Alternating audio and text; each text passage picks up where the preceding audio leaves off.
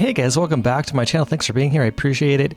This week I'm going back to a bit of a basics pour for this time around, in that I wanted to try to recreate a pour I did way back when, I believe on like month 2 or 3 or so of my paint pouring journey, which I think is my 6th video. I wanted to try to replicate that video one more time, trying for I think for the 3rd time. So this is my attempt at a crimson, titanium white, and ivory black pour, which is a straight pour on top of a red crimson base, which is intended to be, we'll call it, having the crimson be your base layer with the black and white popping through the top, making some really cool red cells on the top of the pour. Okay, and as far as my colors go with my white and black here, I added 1 drop of silicone to both black and to the white, and just stacking layer over layer with black and white back and forth. There are probably, I would say, 25 layers of black and white back and forth if I were to count them all. But this took about 6 minutes total time to pour all together, so I decided to skip through it for you and just get into the meat and potatoes of the actual pour itself.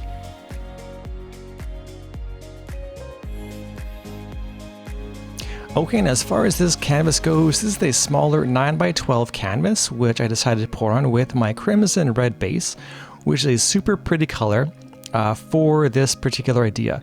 Again, the idea is for the red base crimson to pop through the top of the black and white paints on top to just show you a very cool kind of a blood red cell reaction to the silicone oil pushing through once there's been some heat added to the top of the pour.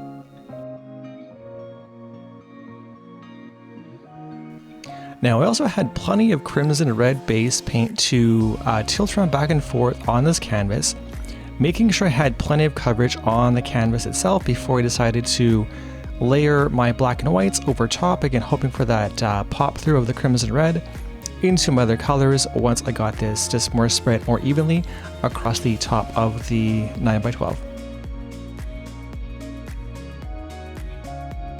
Okay, and as I finish with this crimson red base color, I'm curious if you guys have ever tried to replicate a pour you've done in the past and how that turned out in the 2nd or 3rd or 4th attempt after the fact.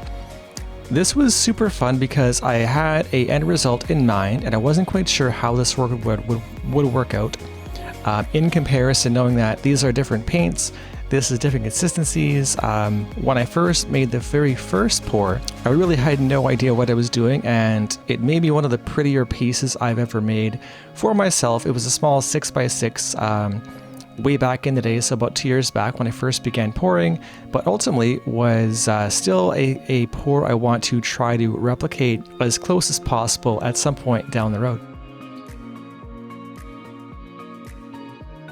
Now, I also really enjoy this pattern. The black and the white with the expansion of the rings is beginning to show your smaller cells reacting to the silicone oil in the pour itself. So I can begin seeing the outlines of the black turn to white, which is the reaction the oil is giving to the paints, which is water-based. Again, oil and water don't mix well, so the oil is pushing through, making a bit of a cell reaction to the white and black paint, which again will be torched later to hopefully open up those cells a bit more and have that red pop through.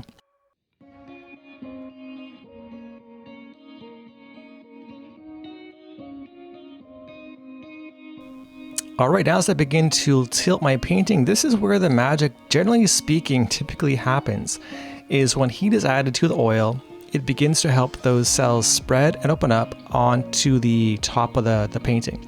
Now, my red wasn't poking through quite as much as I would have liked before my tilts began, so my hope was that as I began to go in a bit of a circular motion, keeping as much ring pattern on the painting as possible before tilting off the sides, that those cells would push open and spread the red from below onto the top of the painting. Now, seeing here, not much is coming up that I really had thought may, but give it some time and ultimately some will begin to poke through. But this was a very fun painting. It's very simple. Anyone can try it. I would highly encourage this type of pour for any beginners or people out there who haven't tried many pours before or are curious off a very simple 3-color pour. What can be done to show a very cool and simple pour from front to back that takes literally 10 minutes to complete, and can wind up being very, very cool in the end.